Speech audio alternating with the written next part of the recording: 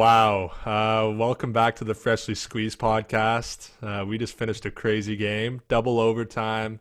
Raptors versus Celtics. 125 to 122. That was an absolutely, man, my heart was pumping a mile a minute that game. It was unbelievable. Savagery, man.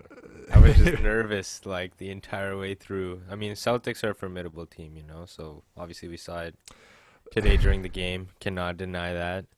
That was too many close for comfort plays. Obviously, we got some plays that were that they didn't like. They got some plays that we didn't like, but At the end of the day, this end of the just day, shows.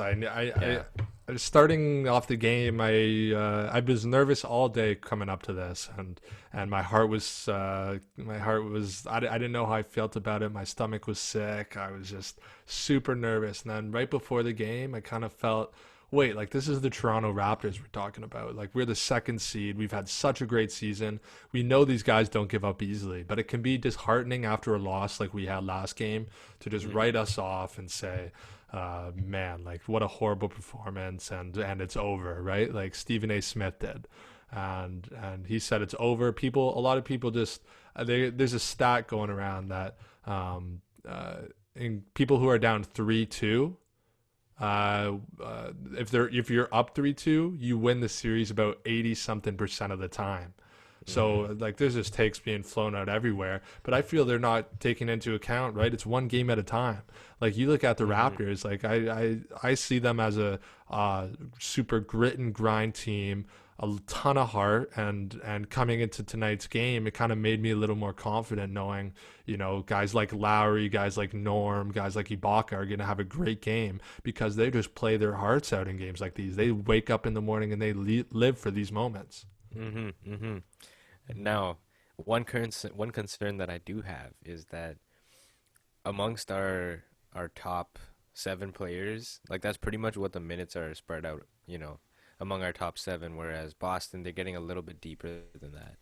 So, Yeah, I yeah, they I are. just think So we just need to make sure everybody's okay because this is why like I just don't want everybody to be tired for the next game because Lowry played 53 minutes today, Siakam played like 50, almost 55 minutes. mhm. Like man, it's a lot.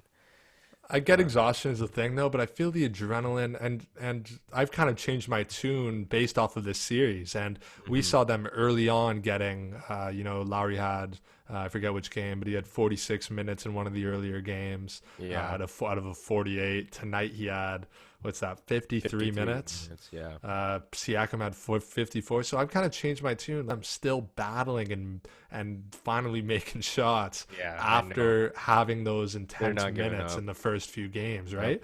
And so like I don't see why they can't go out and do that again. I mean, they're I banged agree. up, but so are the Celtics. The Celtics are Hmm. just as banged up. They're coming out of the same double overtime game that we're coming out of right now. And you know what? Maybe it's more of a concern going into potential future series, but it's what you have to do to win in the moment.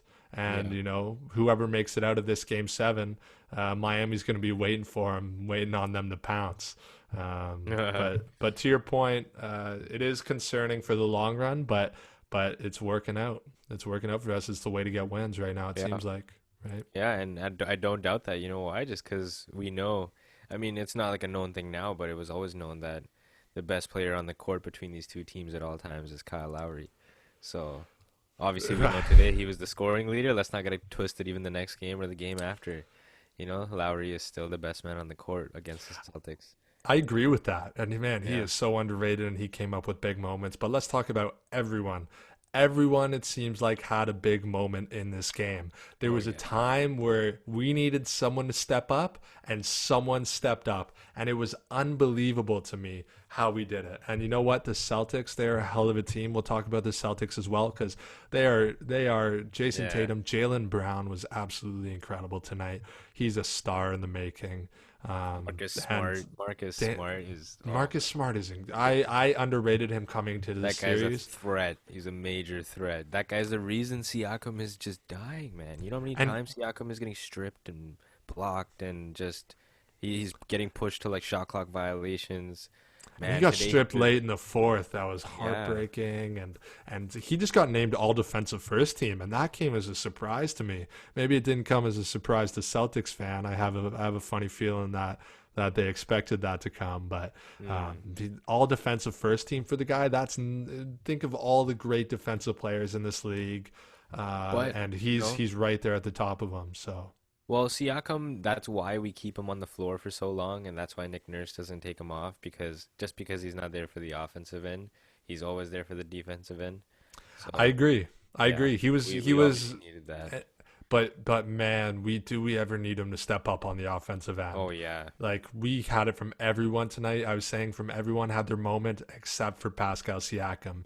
I mean, he made some timely mid ranges. I think in the double overtime, he made a mid range on the baseline there.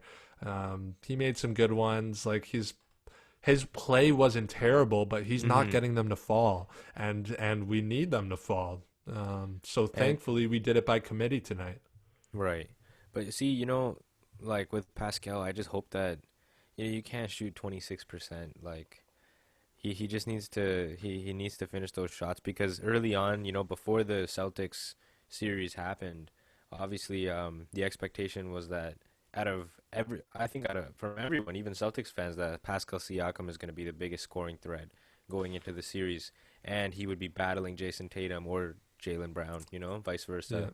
But yeah, he's been shut down by those guys, those two boys, and they've also outscored him. So I mean, a lot of people say that because he's our highest paid player, and that's what comes with those expectations, right? You look at Chris Middleton on the Bucks, and everyone roasting him because you get a bag like that, you get all that money, and it comes with a boatload of expectations, right?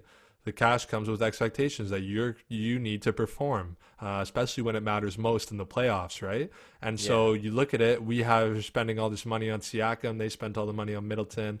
Middleton came out late in the series in elimination games, and obviously they got eliminated, but I think he proved his worth without Giannis being on the floor, and he hit some late threes and had an amazing performance. Siakam tonight, that was running through my head, he wasn't doing that, and I thought hmm if we get eliminated, Siakam is showing he can't be that guy when we need him to step up. Um, so it is definitely concerning, but let's talk yeah, about some other guys real quick. So spoke about everyone having a moment. hmm So obviously first quarter didn't go very well. 25-21, we stuck in it, but it was a little more of the same. We didn't look like we have that we had that fight in us. Shots weren't dropping, same as last game.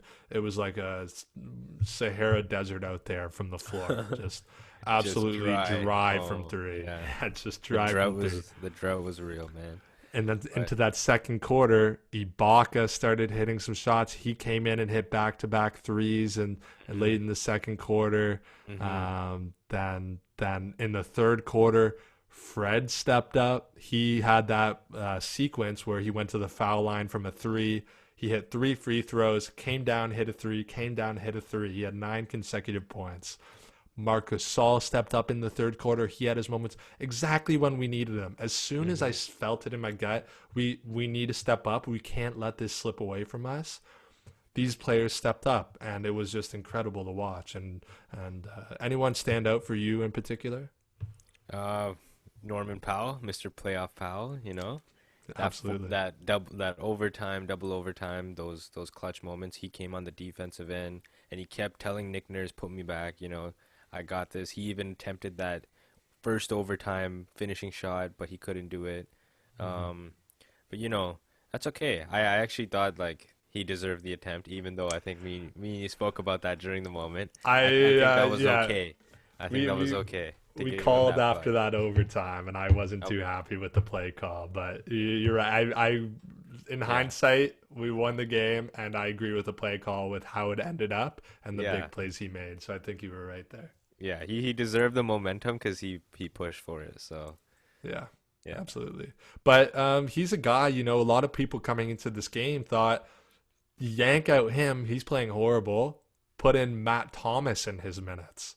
And Nick Nurse is the kind of guy and I love this about Nick Nurse, but sure is it nerve wracking, but it works. And it's he believes in his guys more than anyone believes in anyone, their own guys, right? Like Nick Nurse just constantly. We saw this last year in the playoffs when Van Vliet, everyone's roasting him. He can't play, whatever. He's missing all his threes. We should sub Van Vliet out, put in someone else who needs to get his minutes, right? And he stuck with him, kept playing him, and he had his moment. He had his child, baby Van Vliet, and he just started wetting everything, right? And for Norm, I feel it was the same kind of thing where he's not playing well. Nick Nurse stuck to his guns. He knows his guys. He knows the fight they have, and it pays off. It's an investment. As much as it's not going well in the time, and we all say, yeah, it's easy to say, kick him out. He's not playing well. Well, what is that going to do to his confidence? When is he going to start playing well? Keep him in, invest in his confidence, and they'll show up hopefully when it matters. And that's kind of what I'm hoping is going to happen with Siakam. But you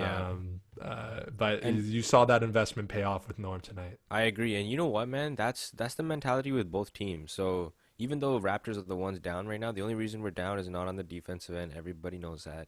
It's the scoring, Actually, well, on the defensive end, this game, the one thing that could have easily let us win the game is to block those open three-pointers that they kept allowing. Man, those corner threes were horrible. And props to Boston for exposing it, but it was horrible to see. And thank God they missed a lot of them. They didn't miss all of them. Because Boston can shoot like that 55-60% from the three-point range, and that can get real deadly. Because that's as soon as they start dropping a high three-point percentage, that's when Raptors really start having a problem. Because we're not really showing out the way we have during the season with the three-point performance, So hopefully Game 7 we bring that normal, that tenacious But listen, so I'm not a coach, right? So obviously, but I see it as you're giving they know we're giving up open threes. Like if the average fan sees it, Nick Nurse sees it, and the coaching staff sees it. They know they're giving it up. So what goes to my mind, and I watched it as this was going through my head as I was watching the game, is I think they're prioritizing clogging the paint to give up those corner threes. So focus on shots on the above the line there. So from the top of the 3-point line, let them have those short threes and prioritize everything else on defense. Because like you said, they were just so wide open, and Marcus Smart made us pay with those. But that needs to be cleaned up. But there's a certain point where they're making them, you need to make adjustments. No matter what other no matter what else you're trying to do with your defense, if they're exposing it that bad, and they're getting those open shots, you need to put a lock on it and mix it up, mix up the defense. And you saw that I was worried because we weren't seeing that adjustment, and it made me worried in double overtime when they started throwing those oops to Daniel Tice. Yeah, there was a lot of those too. Those two plays, and Jason Tatum was the most three lobs. Yeah, Jason Tatum would be the one to split the D and make sure Tice got to the lane. And Kemba too was dishing it off amazing. But so see, I know that next game, Raptors and Nick Nurse, they're going to definitely adjust for those defensive plays, and we're going to tighten up again. But that's the same way Celtics operate too. They're going to tighten up those same things. So next game, I feel like it's going to be just as low scoring, if not more. It'll be to the wire. But hopefully we show out on the offensive end, because that's the only thing, man. That's our X factor. If we can just match them, we haven't shot optimally this entire series. We beat them. I think we just saw it tonight. No, we did tonight. But I mean, Siakam, he can also fill that hole a little bit more. We don't need Siakam shooting any of those three. Every time I've seen Siakam take a three, it's just, oh God, it's take it to the hole. And he started out the game well, taking it to the hole. But eventually our shots corrected. We regressed. But even then, he only attempted 5 threes tonight, and he made 19 field goal attempts, and he only made 5 as well. So he still missed a lot of dimes, and I think that he is one guy playing 54 minutes. If you're taking up that much time on the floor, you gotta be making points. That could be the big difference maker in the game. So, it's on him to figure it out, right? I mean, there's ways to get him going, but I felt like he had a lot of opportunities tonight to step up, and the shit just didn't fall. Especially that late layup. I think A lot of people will know what I'm talking about. Where Yeah, did that one little of rim out, these, that right? little rim out there. Oh, But but you know, one guy we haven't talked about, I want to get to quick because we haven't discussed him. But Kyle Lowry, once again, stepping up as oh, the leader of this phenomenal, team, man. phenomenal. Yeah. And he wasn't a guy. I said everyone had their moment in this game. Kyle Lowry had multiple, and he just brings that consistency and that grit. He had 8 rebounds, 6 assists. How many points? 33 points. Especially the most important one being that end of game mid range, heavily contested, and you know that one's going in. Like when he had the ball in his hands and I saw him, I knew exactly what fade he was going for. He's going to turn over his shoulder and he's just going to pop a hard contested fade. I knew it was dropping, man, and I have so much faith in him. Doesn't change the fact that I nearly had a heart attack either way in an elimination game here. Yeah. But him coming up as the leader of this team and stepping up with big plays and he drew another charge and just grabbing rebounds and amazing, Yeah, man. amazing performance by him. Making sure, calling when he called the timeout, you know, and he contested that whole play. he That called was it midair. He was jumping. He saw OG As grab soon as it. OG caught the ball, this guy's All like, the way "Time down." out." Yeah, all the way down. That was insane. And because of that timeout, it was they overturned it. They left it, and then when they came back, wait, he got a technical foul. He got a single shot too, didn't he? I don't know. They got was that a attacked different and play? Boston got attacked. I don't think we got attacked. Sorry, Boston got got attacked attacked. for an He got a elbow. single shot, Tatum right? elbowed him. Yeah.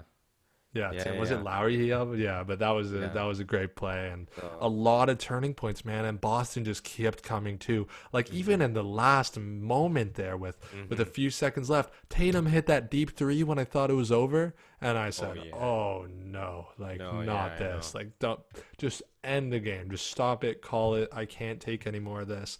But they had amazing plays, and Kemba is such a great facilitator for them. Jaylen Brown is an elite young scorer. Tatum makes heavily contested shots. He's a guy who makes.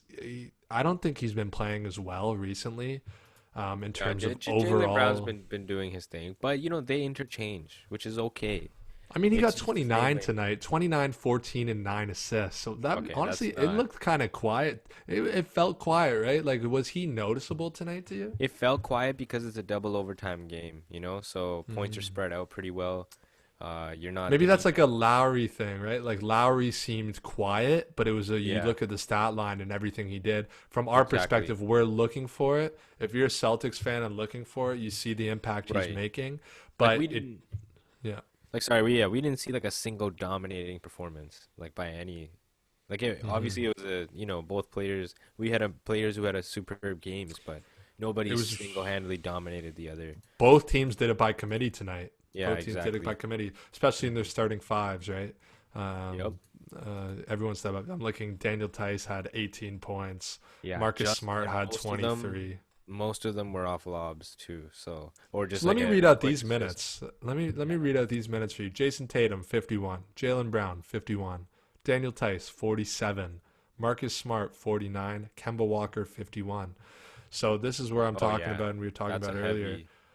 heavy lineup too. Yeah, I That's agree. more than us. They're playing their is- starters more Their heavily starters than are we playing more than us. Yeah, because we only had Marcus all in for 15 minutes this game, but it made sense because I think we were trying to play small ball a little more, Yep. which is fine.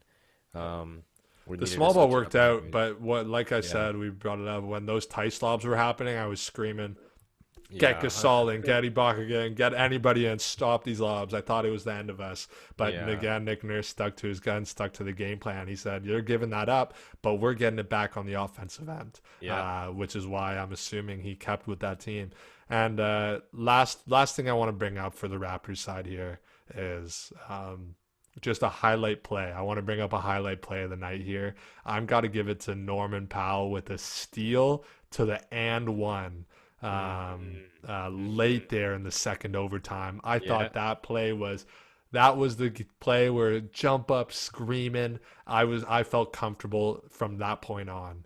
Yeah, I agree. Yeah, And that was just such a such an amazing play defensively, because he comes in and we expect him to give an offensive spark, but making a huge defensive play at the end of the game like that just shows again. I keep repeating it, that dog he has in him. My brother, shout out to my brother. He texted me. He said Norman Powell's got alligator blood. Alligator blood. Okay. He's cold blooded. He's got alligator blood. Yeah. He's feeding on these guys in Orlando. Orlando's full of alligators. Yeah, but anyways, playoff Powell, like the fact that he even made that and one on Marcus Smart on top of that, with him all in his face, because he was right there at the stoppage, but he managed to slow down, get him out of bounds, and then make the quick shot. So but man, let's see these guys show out in Game 5, or I mean Game 7. Gosh, what am I talking about? Game 7. Let's see them show out in Game 7. And you know what? For all the Celtics fans, if there's any watching right now, obviously we're Raptors homers and we want to be as unbiased as possible. So we're getting Pratik's cousin's coming on. He's a big Celtics fan. We're gonna have to do an analysis and get the other side of the fence. And so we'll hear from him. That'll be a fun discussion before Game 7. Looking for that to come out sometime tomorrow. So that'll be a fun discussion. And now it's anything can happen Game 7, man. But I like our odds after the showing we just had. It'll be another dogfight. All I know is that if we were emotional and we won, we're definitely less emotional than my cousin. He's definitely pissed off right now, man. Oh, he's sulking. He's sulking for sure. And I know he has a lot to say about Mr. Nick Nurse because he was stepping out. You know how he accidentally stepped onto the ball court for a sec there. Okay, yeah. We'll talk about the calls. I know he's gonna have a lot to say. So be ready. It went both ways this game. Gunfire, man. I know. That's what I'm gonna say. It did go. We'll give him a chance to air his grievances. We'll have a good therapy session with him.